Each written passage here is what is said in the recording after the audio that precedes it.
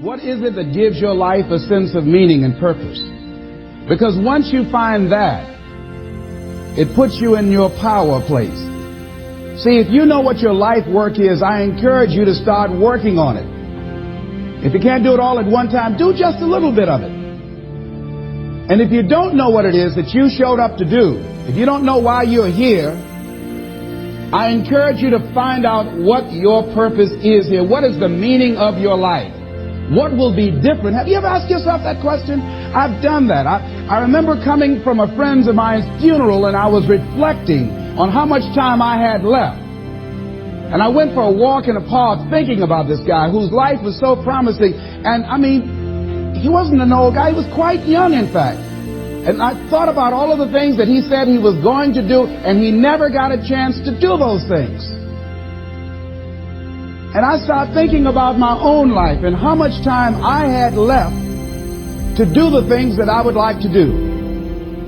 And at that time, I wasn't sure what my life purpose was, what my life's work was. I wasn't sure about it at that time. And I thought about it quite a lot. I had some idea, but I wasn't convinced. I don't think I felt worthy. I didn't believe that it could be me to do this kind of work that I'm doing right now. And I say to you that if you begin to take a conscious effort to find out what it is that you're supposed to do, I say that it can literally save your life.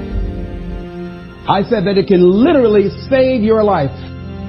85% of the American public, according to recent studies, are going to jobs that they hate, working on jobs that do not challenge them.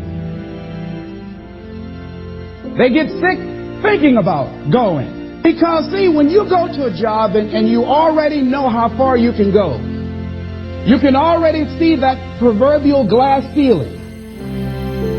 See, when you're going someplace and you already know how much you're going to make, you already know how far you can go, you're in a dead-end position. It erodes your self-esteem. It lowers your sense of yourself. It creates an inner turmoil. It creates an emptiness in you. So I say that your life is worth finding what it is that you're supposed to do. And I'm not saying quit your job. I'm saying find it and do just a little bit of it. Just start working at it just a little bit. But do find out what your work is and hold on to it, and don't let your dream go. Don't let it go. See, and here's something else I want you to begin to look at. Why is it that most people don't pursue their dreams or don't do better than what they're doing if they're capable of doing it? I think that many of us don't go the next step because we don't know what to do yet. And I say that the reason that we don't even explore the possibility of what to do is because subconsciously we don't believe that it can happen for us, and we don't believe that we deserve it. So here's what I'm suggesting. How much time do you spend working on you? How much time do you spend every day working on your dream? In the last 90 days, how many books have you read? In the last year, what new skill or knowledge have you acquired? What kind of investment have you made in you? So I'm saying that as you begin to look at where you want to go, if you want to make it today, and things are changing so fast, you have to literally run to stand still. I'm saying that you've got to make some conscious effort to begin to work to develop you. Here's something else. Most people are not living their dreams because of fear, ladies and gentlemen. Fear, limited vision, and lack of self-esteem is what keeps most people doing things they don't want to do. The same reason that people stay in relationships where they're abused or they're unhappy or it's unfulfilling, they can't see themselves beyond that relationship. They can't see themselves enjoying life without that person. They think that this is all that they can do. The same reason that people get stuck at a certain level in life, they can't see things being better for them. And they think that this is it and this is all they deserve. This is all they've ever seen. It's been passed on to them. And they think that this is it for them. Oh, no. I was looking what Dr. Blanton Smiley Blanton, who was a colleague of Dr. Norman Vincent Peale, what he said about fear. He said, fear is the most subtle and destructive of all human diseases. Ladies and gentlemen, fear kills dreams. Fear kills hope. Fear put people in the hospital. Fear can age you.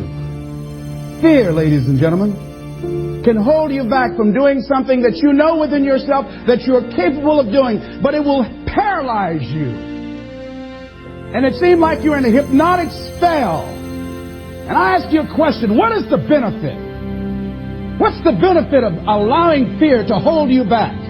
What's the benefit of giving up on yourself, of not stepping out on life and taking life on? What is the benefit for you? What's the plus in that?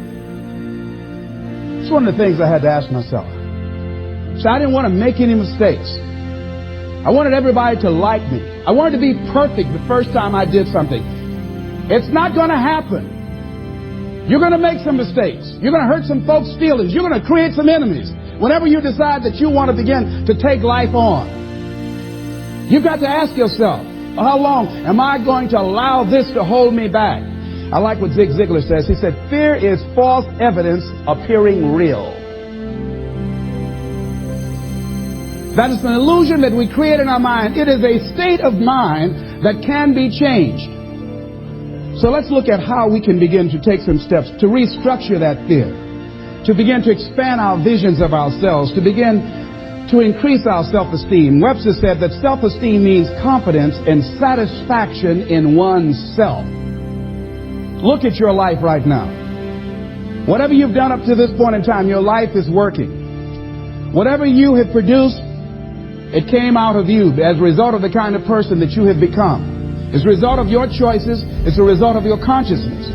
Now you have to ask yourself, are you satisfied with what you have produced? Is this what you want? Would you like for things to be better than this? Do you believe that you deserve better than this? Or are you content? This is it. You don't have to do anything else. That you've already resigned yourself in life and say, well, I'm happy. I'm not starving like the people in Calcutta. Are you allowing yourself to get off the hook like that? Or do you believe somewhere in the back of your mind or in your heart that there's some other great work for you to do? There's something else that life has for you. And that's why you're here. How do we handle this fear factor? How do we increase our self-esteem? You have to begin to fortify yourself. How do we do that? I believe that you have to begin to consciously monitor your inner conversation and start talking to yourself. Start building yourself up. Sometimes the only good things you will hear about you are the things that you say to you. So I'm saying learn to be your own booster. Start building yourself up. Start encouraging yourself. Start saying, I can do this. I can make this happen. When I started thinking about becoming a speaker, I said, yes, I can do this.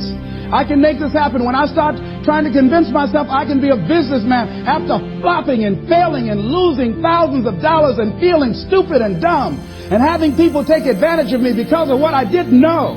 I had to talk to myself because people were saying to me that I was dumb. And somewhere in the back of my mind I was saying, you're right, look at what I've done. I had to say, no, Les. Hey, come on, man, get yourself together. You can handle this, you just haven't figured it out yet. It's all right. This is your training period. This is the tuition you have to pay for what you don't know. You can do this. Other people have done it. It doesn't take an Einstein. Get you some people that can teach you some stuff that you don't know. Get you some people that have done it successfully and learn from them. Take some seminars, workshops, read some books on how to manage a business. Change the way you see yourself and begin to tend to the personal details. Understand that nobody's going to take care of your business better than you. And when I start changing that kind of mindset of beating myself up because of my mistakes and start looking at the possibility of my doing better, of my making the adjustment that would enable me to do what I want to do successfully, things begin to change. And I say, stop beating up on yourself. You do it. I know you do it. I've done it. It's a natural inclination for us to put ourselves down. See, we are born negative, I think, in a negative consciousness because we live in a negative world. Here's some other things, ladies and gentlemen. Begin to guard your mind against negative programming. Like turn off the television. Don't watch the news. So you've got to guard the kinds of things that you put in your mind. See, if you don't program your mind will be programmed, because human beings are goal-oriented. That's why we die of broken hearts early. That's why we're running through life to early graves. We're going through life, ladies and gentlemen. And I think that Henry David Thoreau said that most men live in quiet desperation. Most of us go through life running scared. So we created this in our minds, false evidence appearing real. We made it real in our minds. That's why Churchill said there's nothing to fear but fear itself. That's the destructive monster. So turn off things that can contribute to your fear. Turn a deaf ear to people that all they can do is talk about how negative things are, because they have bought into the consciousness of the world. Start attending workshops, seminars, listening to tapes on a daily basis to begin to recondition your mind, to retrain your thinking. Faith comes by what? Hearing and hearing and hearing. Listen to things that can empower you, that can enable you to create a new reality for yourself, and a new life for yourself. You might appear to be strange around most people. You know, most people think you're strange if you're happy today. See, these people have not found their purpose in life. That's why they're grumpy. That's why they're miserable. That's why they're so negative. They're hurting and they want to hurt other people. So start practicing using programs for your mind. Seminars, books, workshops. Keep a journal. Record your thoughts. What's happening with you? Every day when you get up, have a journal near you. See, ladies and gentlemen, we get 3 to 4 thoughts a year that if we would act on those thoughts, they could change our life. What idea are you sitting on? Write your ideas down. And then, once you get that idea, take the leap. Take the leap. See, it's out here in the universe. If you don't take the plunge, I guarantee you, somebody else will. Take the plunge. Go into action. And ladies and gentlemen, you will be surprised how things will come together. You'll be surprised. Now, you're going to have some difficult challenges. I can tell you that now. Be aware of that. Things are not going to work out exactly right. For a time, they will, sometimes. And that's when life is just playing a game with you. I want you to feel good and relax. But ladies and gentlemen, go into action with your dream. And don't avoid where the fights are. Get in the midst of the fight.